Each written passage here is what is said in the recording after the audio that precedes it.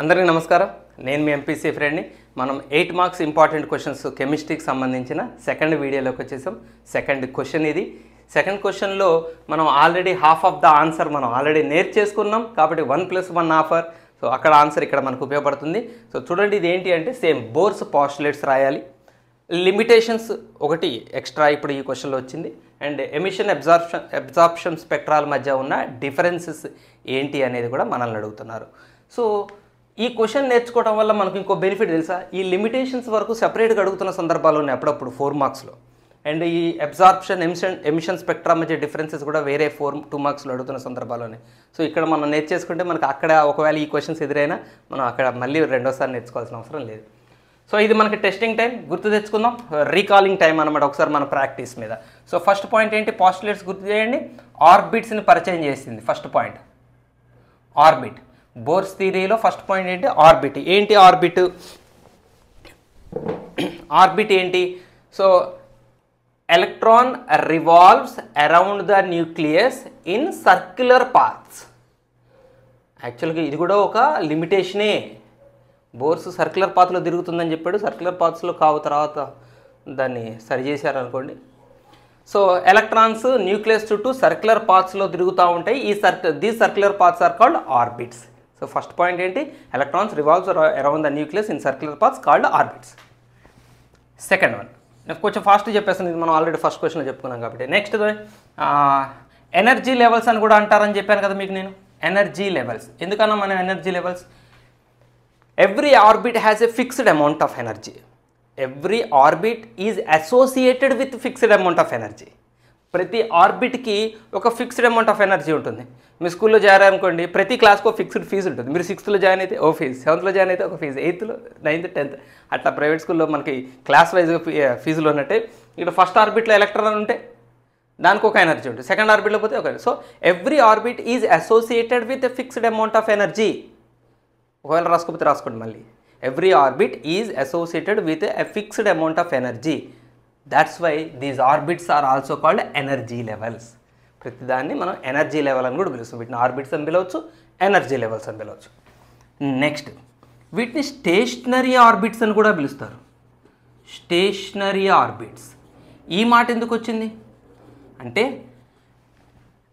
as long as electron is revolving in a fixed orbit, its energy is also fixed. Its energy does not change. The energy of electron does not change. ఎప్పుడు? as long as it is revolving in an orbit. మీరు రాసుకోండి మళ్ళీ ఒకసారి. as long as electron is revolving in a fixed orbit, its energy does not change. That's why they are called stationary orbits. Stationary అంటే మారనది. Right. Next stationery orbits అయిపోయింది. Energy levels దగ్గర మనం ఇంకొక మాట కూడా మర్చిపోయినట్టున్నాం కదా. వాటికి నేమింగ్ కూడా ఇచ్చాం. 1 2 3 అని పిలవచ్చు. KLM అని పేర్లు కూడా మనం పెట్టడం జరిగింది. నెక్స్ట్ ఏంటిది? యాంగులర్ మూమెంటంకి సంబంధించిన పాయింట్. యాంగులర్ గుర్తుకొచ్చిందా? ఉత్తదేనా వదిలేశారా? గుర్తుకు రావాలి. యాంగులర్ మూమెంటం గురించి ఏం చెప్పారు? యాంగులర్ మూమెంటం ఈజ్ క్వాంటైజ్డ్ అని చెప్పింది బోర్స్ థియరీ. క్వాంటైజ్డ్ ఎందుకైందో చెప్పలేదు, అది లిమిటేషన్స్లో point. Angular momentum formula MVR. So NH/2π. So MVR = NH/2π అవుతుంది అని బోర్స్ మోడల్ చెప్పింది యాంగులర్ మూమెంటం. సో ఇక్కడ M mass, velocity, radius, N number, integer, N is an integer, H Planck's constant, π constant. So angular momentum is quantised. Next E2 - E1 = hν. అంటే the difference between the 2 orbits. అంటే this is E1 అనుకోండి, this is E2 అనుకోండి. The difference between the energies of 2 orbits is equal to hν అని చెప్పింది. ఈ 2 orbits మధ్య energy difference ఎంత ఉంటుందో, దీనికంటే ఇది ఎక్కువ ఉంటుంది కదా, ఆ డిఫరెన్స్ ఎంత ఉంటుందో that is equal to hν అని చెప్పింది. So this is all about the Bohr's postulates. మనం ఆల్రెడీ చెప్పుకున్నాం కాబట్టి కొంచెం స్పీడ్గా మీకు రివైజ్ చేశాను. సో ఇప్పుడు మనం లిమిటేషన్స్ మాట్లాడుకుందాం. అంటే బోర్స్ థియరీ యొక్క మెయిన్ లిమిటేషన్స్ చాలా ఉన్నాయి. యాక్చువల్గా బోర్స్ మోడల్ ఒక సక్సెస్ఫుల్ మోడల్ అనే చెప్తారు చాలామంది ఇప్పటికీ కూడా సైంటిస్టులు. ఎందుకంటే ఈయనకు ముందు ఒక యాటమ్ని స్టడీ చేసిన వాళ్ళు చాలామంది ఉన్నారు. డాల్టన్ థియరీ ఉంది, రుదర్ఫోర్డ్ థియరీ ఉంది, ఆ తర్వాత బోర్స్ థియరీ వచ్చింది. సో బోర్స్ థియరీ మ్యాక్సిమం పాయింట్స్ని కవర్ చేయటం వల్ల థియరీ ఫెయిల్ అయింది. చివరికి స్ట్రక్చర్ గురించి ఇది చెప్పిందంతా ఫెయిల్ అయింది, కానీ ఫెయిల్ అయినా ఇందులోని కొన్ని ఇంపార్టెంట్ పాయింట్స్ తర్వాత థియరీలకి చాలా హెల్ప్ అయినాయి. కాబట్టి మెయిన్ లిమిటేషన్స్ చూద్దాం. లిమిటేషన్స్ ఆఫ్ బోర్స్ థియరీ లేదా బోర్స్ అటామిక్ మోడల్. సో లిమిటేషన్స్లో ఇది కూడా మీకు నేను కీ పాయింట్ రాస్తాను. కీ పాయింట్ని బట్టి మీరు ఆ పాయింట్ గుర్తు తెచ్చుకోవాలి. Single electron species. Bohr's theory only applicable to the Bohr explained the structure of atom. Which atom, ఏ రకమైన ఆటమ్స్కి సంబంధించిన స్ట్రక్చర్ గురించి చెప్పింది బోర్స్ థియరీ అంటే ఓన్లీ సింగిల్ ఎలక్ట్రాన్ స్పీషీస్ గురించి చెప్పింది. అంటే ఒక్క ఎలక్ట్రాన్ ఉన్నది, హైడ్రోజన్ ఒకటే ఎలక్ట్రాన్, హైడ్రోజన్ స్ట్రక్చర్ చెప్పింది తప్ప మల్టీ ఎలక్ట్రాన్స్ అంటే ఒకటి కంటే ఎక్కువ ఎలక్ట్రాన్స్ ఉన్న ఆటమ్స్ యొక్క స్ట్రక్చర్ బోర్స్ థియరీ చెప్పలేదు. బోర్స్ థియరీ కేవలం ఒక్క ఎలక్ట్రాన్ ఉన్న ఆటమ్ యొక్క స్ట్రక్చర్ గురించే చెప్పింది. అంటే ఉదాహరణకి ఒకటే ఉన్నాయంటే హైడ్రోజన్, హీలియం ప్లస్ అంటే అర్థం ఏంటి? యాక్చువల్గా హీలియంలో 2 ఎలక్ట్రాన్స్ ఉంటాయి, ఒకటి పోయింది, ఒకటి పోతే ఒక ప్లస్ రాస్తాం అంటే ఒకటి మిగిలినట్టే కదా. హీలియం ప్లస్ అంటే ఇది కూడా 1 ఎలక్ట్రాన్ స్పీషీ. లిథియం యాక్చువల్గా 3 ఎలక్ట్రాన్లు ఉంటాయి, అందులో 2 పోయినాయి, 2+ అంటే ఇది కూడా సింగిల్ ఎలక్ట్రాన్ స్పీషీ కదా. సో వీళ్ళ యొక్క స్ట్రక్చర్ గురించి మాత్రమే బోర్స్ థియరీ మాట్లాడింది. So what is the first point? Bohr's theory is applicable to only single electron species like hydrogen, helium plus, lithium plus 2 etcetera. Next second point. కావాలంటే దీన్ని కొంచెం సాగదీయచ్చు serial లాగా. ఏమని? ఓన్లీ సింగిల్ ఎలక్ట్రాన్ స్పీషీస్ యొక్క స్ట్రక్చర్సే చెప్పిందంటే Bohr's theory failed to explain the structure of multi-electron species. అక్కడ only single electrons గురించి చెప్పిందంటే ఆటోమేటిక్ మల్టీ ఎలక్ట్రాన్స్ ఫెయిల్ అయిందని కూడా వస్తుంది మీనింగ్. మనం కొంచెం మార్కులు కొద్దిగా కావాలి, కొన్ని పాయింట్లు ఎక్కువ కావాలంటే ఆ మాట మీరు సపరేట్గా రాయచ్చు. Bohr's theory failed to explain the structures of multi-electron species. Failed to explain the structure of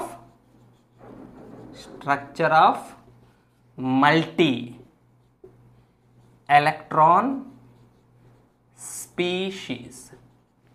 Next, Bohr's theory could not explain the Zeeman effect.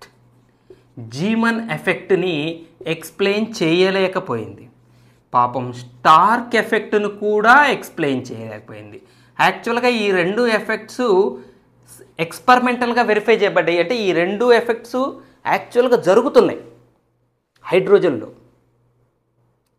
కానీ అవి ఎందుకు జరుగుతున్నాయి అనేది మాత్రం పాపం బోర్స్ చెప్పలేకపోయాడు. ఎందుకు? అవేంటవి? ఇవి కూడా 2 మార్క్స్ క్వశ్చన్స్ అండి, ఇంపార్టెంట్వి. What is Zeeman effect, what is Stark effect అని 2 మార్క్స్లో అడుగుతుంటాడు. సో అది కూడా మీకు ఇక్కడ కనబడుతుంది. జీమన్ ఎఫెక్ట్ అంటే ఏంటంటే స్పెక్ట్రల్ లైన్స్. ఇప్పుడు జనరల్గానే స్పెక్ట్రల్ లైన్స్ అంటేనే లైన్స్గా ఉంటాయి. సో లైన్ స్పెక్ట్రా, అది బ్యాండ్ స్పెక్ట్రా కాదు. బ్యాండ్ స్పెక్ట్రా అంటే బ్యాండ్గా ఉంటుంది.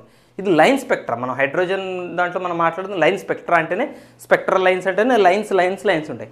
సో ఇప్పుడు మీరు ఊహించుకోండి, మీకు అర్థమయ్యేటట్టు చెప్పాలంటే అగ్గిపెట్టెలో అగ్గి పుల్లలన్నింటినీ మీరు కట్టగట్టి పట్టుకున్నారని ఊహించుకోండి. కట్టగట్టి అంటే వెడల్పుగా పట్టుకున్నారు, అన్నీ ఒకదాని పక్కన పుల్ల ఒకదాని పక్కన ఒకటి పెట్టి ఒక వెడల్పుగా పేర్చినట్టుగా ఊహించుకోండి. 100 వాళ్ళ 1000 వాళ్ళ కలుస్తాం దీవాళీలు. సో అవన్నీ అట్లా మనం ఒక చైన్ లాగా పెట్టినట్టు ఊహించుకోండి. సో స్పెక్ట్రా అలా ఉంది. అయితే ఇలా ఉన్న ఈ లైన్ స్పెక్ట్రాన్ని తీసుకుపోయి ఒక మ్యాగ్నెటిక్ ఫీల్డ్లో పెడితే,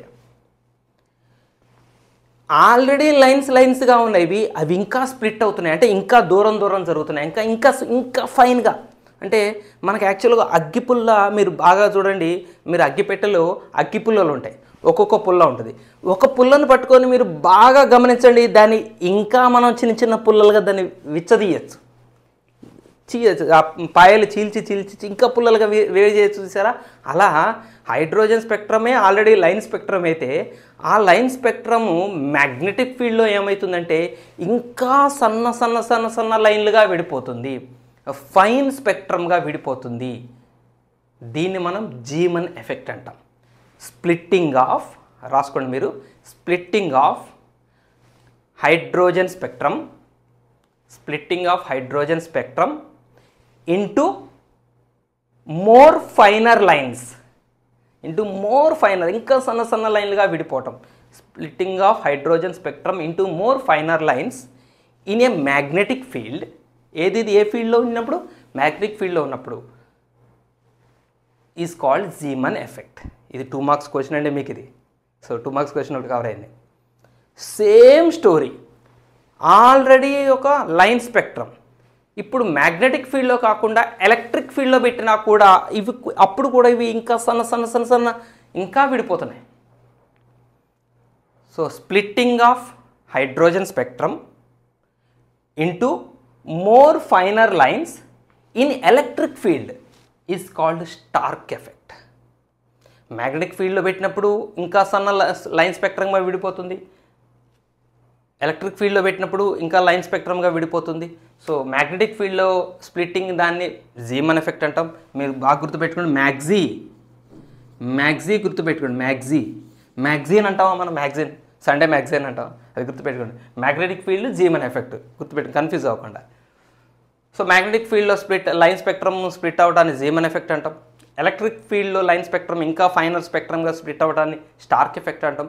సో బోర్స్ థియరీ నిజంగానే జరుగుతున్నటువంటి ఈ 2 ఎఫెక్ట్స్ని ఎక్స్ప్లెయిన్ చేయలేకపోయింది. ఎందుకు అలా జరుగుతుంది అనేది చెప్పలేకపోయింది. రెండోది, నెక్స్ట్ 5వది,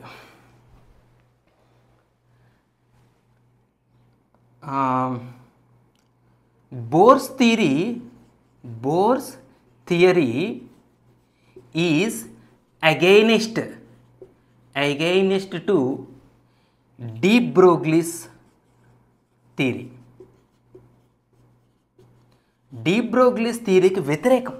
ఏంటి de Broglie's theory? De Broglie ఏం చెప్పింది? ఆ థియరీ, డి బ్రోగ్లీ అనే సైంటిస్ట్ ఏం చెప్పాడు? ఆ థియరీ ఏం చెప్పిందంటే ప్రతి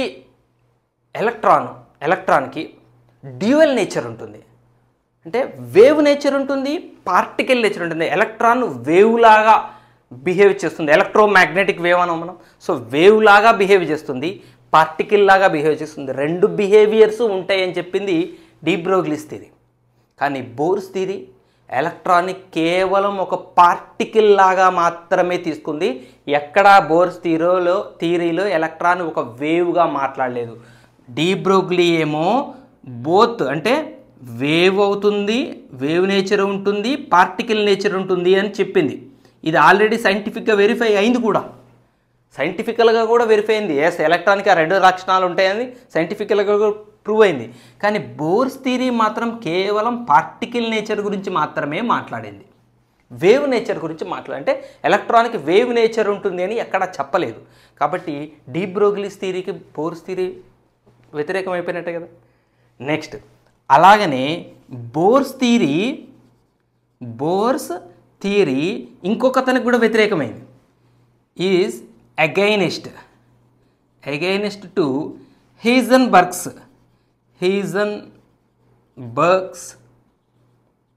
అన్సర్టైనిటీ ప్రిన్సిపల్. పాపం ఈయన ప్రిన్సిపల్ని కూడా వ్యతిరేకమే చెప్పాడు bore.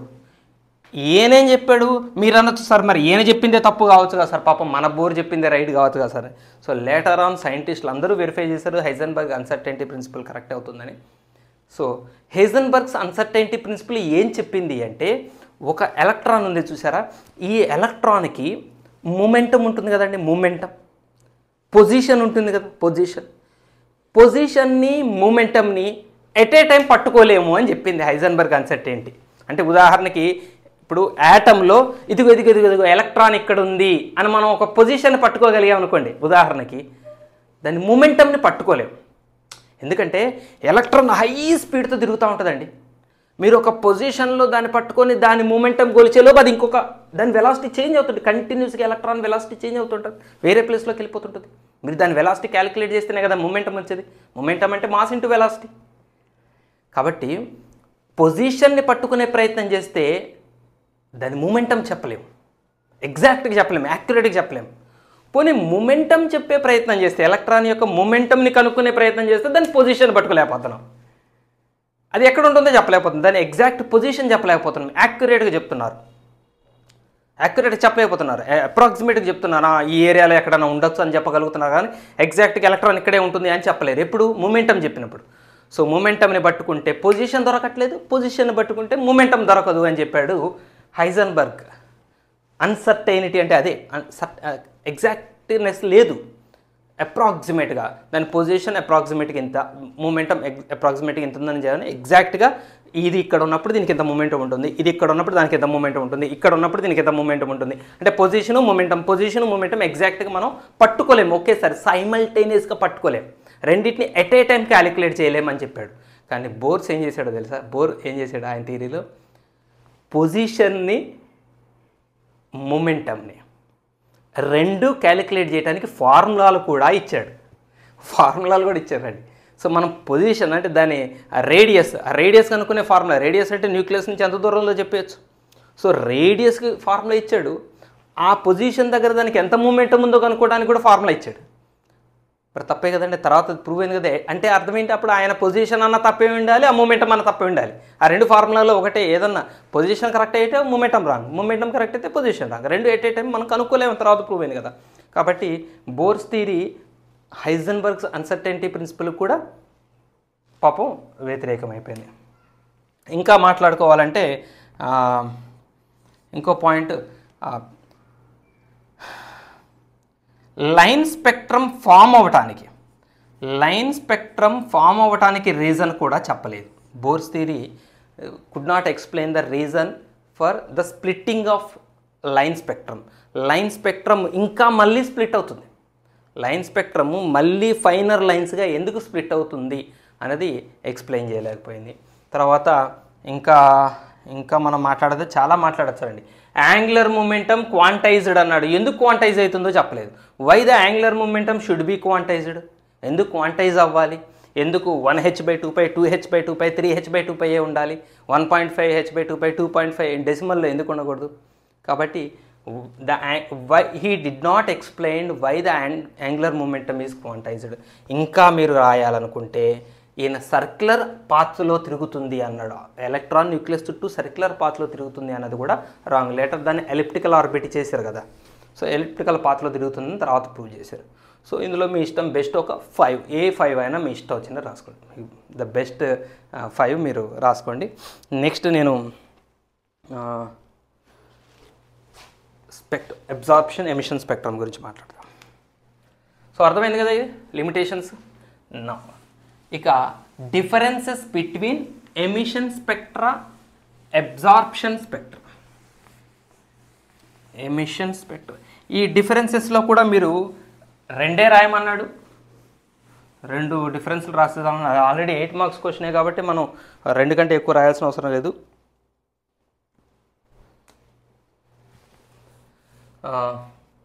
Emission spectrum, absorption spectrum, ఎబ్.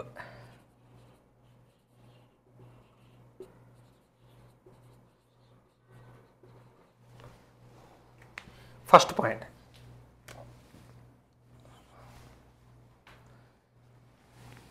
This spectrum appears when electrons release energy. ఈ స్పెక్ట్రమ్ ఎప్పుడు కనిపిస్తుంది మనకి అంటే ఎలక్ట్రాన్స్ ఎనర్జీ రిలీజ్ చేసినప్పుడు. పేరులోనే ఉంది ఎమిషన్ స్పెక్ట్రమ్, ఎమిషన్ అంటే వదిలేయటం. ఈ స్పెక్ట్రమ్ ఎప్పుడు కనిపిస్తుందంటే ఎలక్ట్రాన్ ఎనర్జీని వదిలేస్తున్నప్పుడు ఆ వదిలేసిన ఎనర్జీయే స్పెక్ట్రమ్ని ఫామ్ చేస్తుంది. సో దీనికి ఆపోజిట్ పాయింట్ మీరు ఇక్కడ రాస్తారు కదా, నేను ఇక్కడ రాయను, మీరు ఇటువైపు పాయింట్లు గుర్తుపెట్టుకుంటే చాలు. చూడండి, this spectrum appears when electron release energy, ఇక్కడే రాయాలి. This spectrum appears when electrons absorb energy, ఎనర్జీని అబ్జార్బ్ చేసుకున్నప్పుడు, ఎందుకంటే ఈ పేరులోనే ఇది అబ్జార్ప్షన్ స్పెక్ట్రమ్ కాబట్టి ఎనర్జీని ఇది అబ్జార్బ్ చేసుకోవాలి, ఇది ఎనర్జీని రిలీజ్ చేయాలి. Next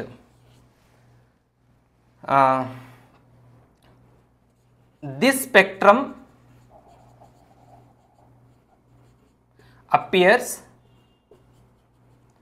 when electron jumps.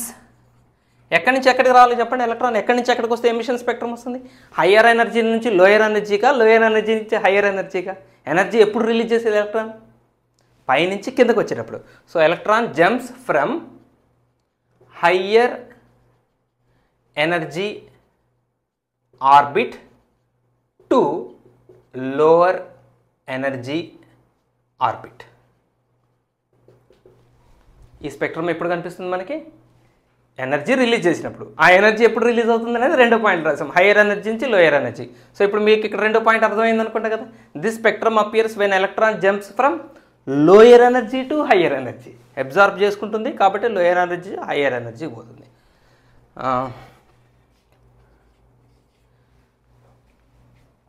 In this spectrum, dark lines are appeared on bright background. Background ఏమో బ్రైట్ కలర్లో ఉంటుంది, దాని మీదేమో నల్లటివి డార్క్ కలర్లో మనకి లైన్స్, స్పెక్ట్రల్ లైన్స్ మనకి కనిపిస్తాయి. సో డార్క్ లైన్స్ కనిపిస్తాయి, డార్క్ లైన్స్ కనిపిస్తాయి అంటే బ్యాక్గ్రౌండ్ ఏ కలర్లో ఉంటుంది? బ్రైట్ బ్యాక్గ్రౌండ్ అయి ఉంటుంది. సో అప్పుడు ఆటోమేటిక్గా మీరు ఇక్కడ థర్డ్ పాయింట్ మీరు అర్థం చేసుకుంటారు. In the spectrum bright lines are appeared on the dark background. కంప్లీట్గా దీనికి ఆపోజిట్ పాయింట్స్. సో ఈ 3 పాయింట్లలో మనల్ని రాయమంది కూడా రెండే, మీ ఇష్టం ఏవైనా 2 రాయండి. సో మీరు మంచిగా అర్థం చేసుకున్నారని నేను అనుకుంటాను. అర్థం చేసుకోవటం హాఫ్ సక్సెస్. మీరు ప్రాక్టీస్ చేయండి, కీవర్డ్స్ మాత్రం రాస్తూ సెంటెన్సెస్ గుర్తుపెట్టుకునే ప్రయత్నం చేయండి. నెక్స్ట్ క్వశ్చన్లో మళ్ళీ మీతో నేను కలుసుకుంటాను. బాయ్.